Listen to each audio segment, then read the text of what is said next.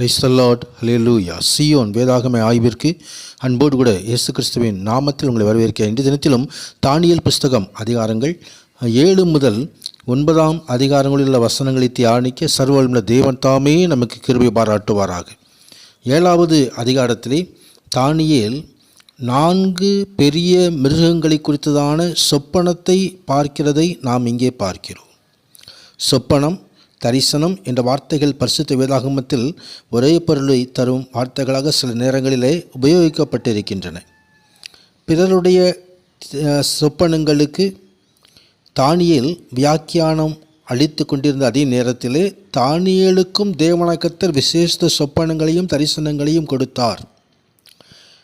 அப்பொழுது தானியேலுடைய வயது ஏறத்தாழ 70 வயது நிரம்பி இருக்கலாம். பரிசுத்த ஆவியானுடைய ஊழியமும் கிரியைகளும் விசுவாசிகளிடத்தில் முழுவதுமாய் வெளிப்படக்கூடிய கடைசி நாட்களில் தேவனது மக்கள் என்பதற்கு அடையாளமாக பல தீர்க்க தரிசன சொப்பனங்களையும் தரிசனங்களையும் காண முடியும். அதைத்தான் யோபேல் 2:28 அப்போஸ்தலர் 2:16 நாம் பார்க்கிறோம். இங்கே காணப்பட்டதான சொப்பனத்தில் 4 மிருகங்கள் எழும்பி வருகிறதை பார்க்கிறோம். ராஜரீக வல்லமைக்கு அடையாளமாக சிங்கம், புதிய பாபிலோனிய சாம்ராஜ்யத்தை இது குறிக்கிறது. பறவைகளின் ராஜாவாகிய கழுகு நேபுகாத் நேச்சாரின் வல்லமையும் இறகுகள் பிடுங்கப்பட்ட நிலைமை அங்கே அதிகாரம் 4 கூறப்பட்டதான சம்பவத்தையும் குறிக்கிறது. ஒரு பக்கமாய் சாய்ந்து நின்ற கரடி மேதிய பெர்சிய ராஜ்யத்தை குறிக்கிறது.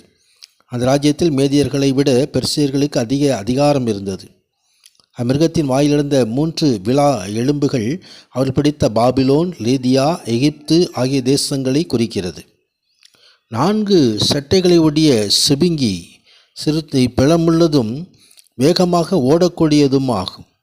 இது மகா அலெக்சாண்டரின் சாம்ராஜ்யத்தையும் அவனது வேகமான வெற்றியையும் குறிக்கிறது. அந்த 4 தலைகளும் அவன் மரித்த பின் அவனது சாம்ராஜ்யத்திலிருந்து உருவாகின்றதான 4 ராஜ்யங்கள். அவை அவனது தளபதிகளிடையே பிரிக்கப்பட்டது. திரேஸ், பித்னியா என்ற பகுதிகளை எடுத்துக்கொண்ட லிசிமேகேசு கிரேக்க நாட்டையும் மக்கெதோனியாவையும் எடுத்துக்கொண்டதான கசாண்டர் பாபிலோனையும் சிரியாவையும் எடுத்துக்கொண்டதான செலுக்கஸு பாலஸ்தீனா, எகிப்து, அரேபியா ஆகியவை எடுத்துக்கொண்ட டாலமி என்பவர்கள். இரும்பு பற்களை கொண்ட பயங்கரமும் மகாபலத்ததுமான 4ஆம் மிருகம் ரோம சாம்ராஜ்யத்தை குறிக்கிறது. அதே போல் 8வது வசனத்திலே ஒரு சின்ன கொம்பு எழும்பிற்று என்று எழுதப்பட்டிருக்கிறதை நாம் பார்க்கிறோம்.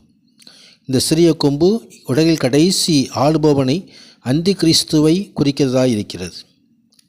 அதை குறித்து 2 தெசலோனிக்கேயர் 2ஆம் அதிகாரம் 3வது 8வது வசனங்களிலும் 1 யோவான் 2ஆம் அதிகாரம் 18வது வசனங்களிலும் குறிப்பிடப்பட்டிருக்கிறது. அவன் தேவ மக்களுக்கு விரோதமாய் மகா யுத்தம் பண்ணி அவர்களை மேற்கொள்ளுவான் என்று எழுதப்பட்டிருக்கிறது.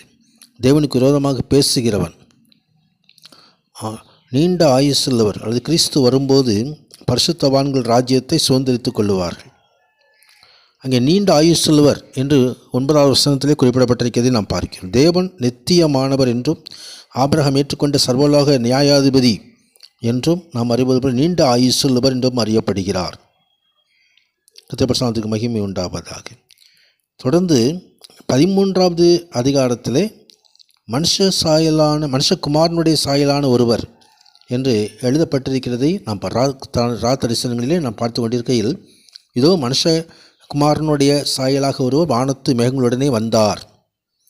அவர் நீண்ட ஆயுசுள்ளவர் இடம் மட்டும் வந்து அவர் சமீபத்தில் கொண்டு வரப்பட்டார் என்று எழுதப்பட்டிருக்கிறதை நாம் பார்க்கிறோம். பிதாவாகி தேவனுக்கு முன்பதாக அவர்களால் தனிப்பட்ட அங்கே ஒரு மகிமை நிறைந்த நபர் கொண்டு வரப்படுகிறார். வேறொருக்கும் கொடுக்கப்படக்கூடாத நித்திய ராஜ்யத்தை பெற்றுக்கொள்ளும்படியாக இங்கே வானத்து மேகங்கள் மத்தியிலே அவர் எழுந்தருளி வருகிறார். அவரையே நமது ஆண்டவராகிய கிறிஸ்துவானவர், அந்த மனுஷகுமாரன் என்று எழுதப்பட்டிருக்கிறதை நாம் பார்க்கிறோம்.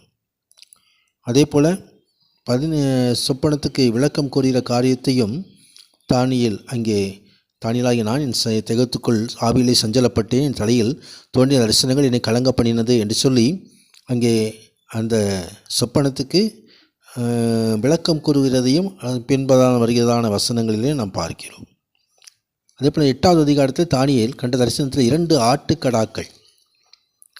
தானியேலாகிய எனக்கு முதலில் காண்பிக்கப்பட்ட தரிசனத்துக்கு பின்பு ராஜாவாகிய பெல்ஷாத் ராஜபாரம் பண்ணின 3ஆம் வருஷத்திலே வேறொரு தரிசனம் எனக்கு காண்பிக்கப்பட்டது என்று சொல்லி அங்கே அடுத்த தரிசனத்தை குறித்து அவர் சொல்லுகிறார்.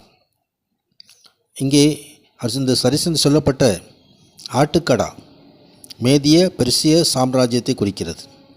மேற்கிலிருந்து வந்த வெள்ளாட்டுக்கடா கிரேக்க சாம்ராஜ்யத்தை குறிக்கிறது.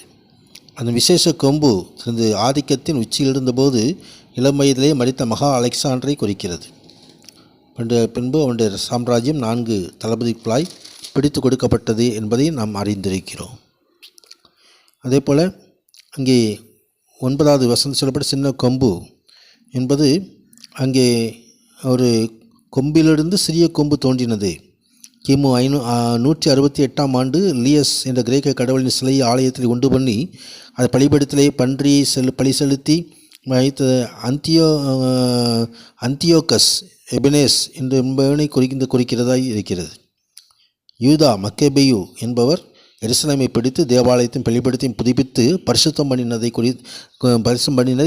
கிமு 165 இந்த சம்பவம் நடந்ததையும் வரலாறு தெரிவிக்கிறது.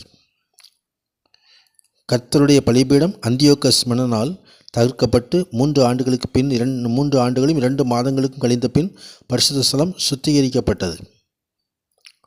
இங்கே தொடர்ந்து காப்ரியல் இவனுக்கு இங்கே 16வது வசனத்திலே சொல்லப்பட்டிருக்கிறதை நாம் பார்க்கிறோம். கப்ரியலுடைய தூதன் வந்து தானியேலுக்கு அந்த காரியங்களை வெளிப்படுத்துகிறார்.